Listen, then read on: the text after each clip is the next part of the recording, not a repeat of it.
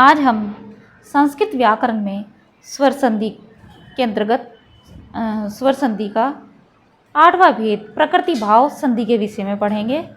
संस्कृत व्याकरण में स्वर संधि के 8 भेद मिलते हैं। ठीक है, इससे पूर्व हमने स्वर संधि अर्थात संस्कृत व्याकरण में स्वर संधि के 7 भेद पढ़ लिए हैं। देखिए आज प्रकृति भाव संधि। प्रकृति भाव का मतलब होता है कहने का, जैसे मान लीजिए कि मेरे पास क्या है, एक गिलास है। ठीक, उस गिलास में मेरे पास पानी है अपने मूल रूप में। ठीक है, अब मुझे उसे क्या करना है, पानी को, उस पानी को मुझे एक गिलास में और करना है।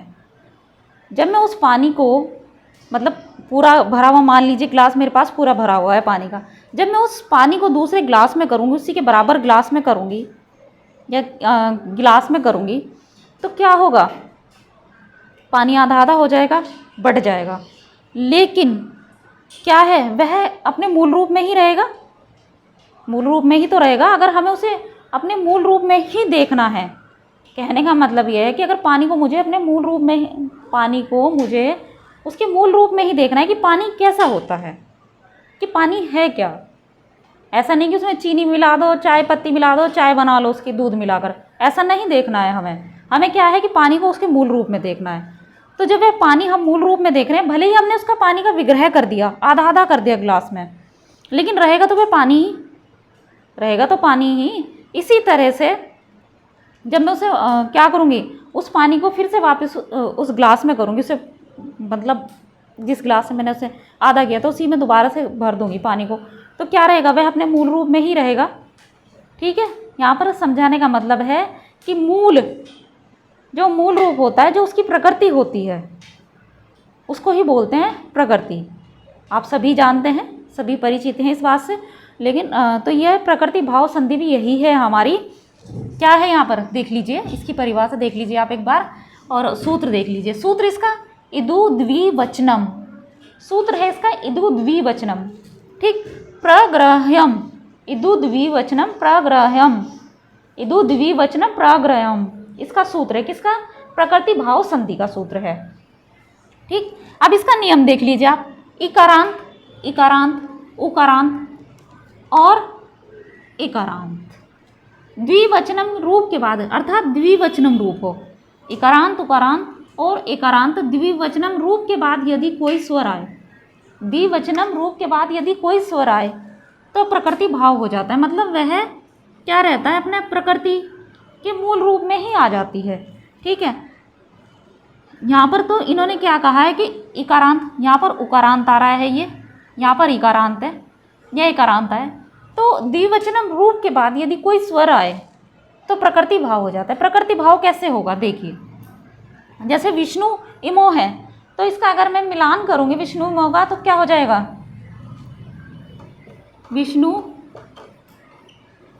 इमो, ये हो जाएगा। कोई परिवर्तन हुआ इसमें, बस ये है कि ये बड़ा ऊ था तो इसमें छोटा ऊ हो गया, है तो ऊ ही, इसमें परिवर्तन तो कुछ ऐसा खास हुआ नहीं है, कोई परिवर्तन नहीं है। विष्णु इमो है, अगर मैंने इसको विग्रह किया है तो क्या हुआ, इसमें प्लस का बस चिन्ह दिखा दिया कि हाँ ये संधि विग्रह हो रहा है। लेकिन जब मैंने इसको मिलाकर लिखा, संधि करके इसमें लिखी, तो विष्णु इमो लिखा गया, बस इसमें से बीच में से प्लस का चिन्ह हट गया। तो ये अपने किस में आ गई, प्रकृति रूप में ही आ गई। ये अपने किस में आ गई, प्रकृति रूप में। प्रकृति रूप जैसे कि मैंने अभी आपको उदाहरण के माध्यम से समझाने का प्रयास किया है। दूसरा उदाहरण देख लीजिए इसका,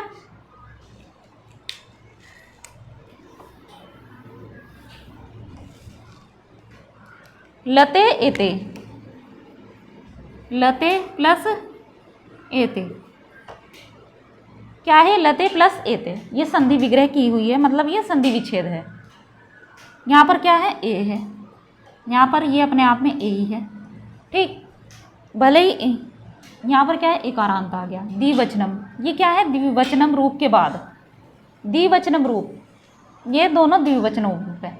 और ये रूप के बाद यदि कोई स्वर आए तो प्रकृति भाव हो जाता है। ये मतलब अपने आप में प्रकृति भाव हो जाएंगे द्विवचनम के रूप।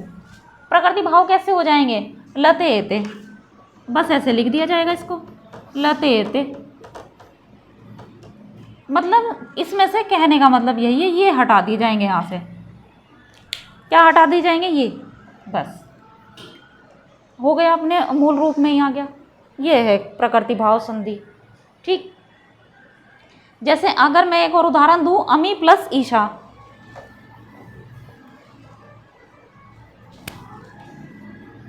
अमी प्लस ईशा, यह उदाहरण है हमारा। अगर मैं इसको ऐसे लिखूं तो कैसे लिखा जाएगा?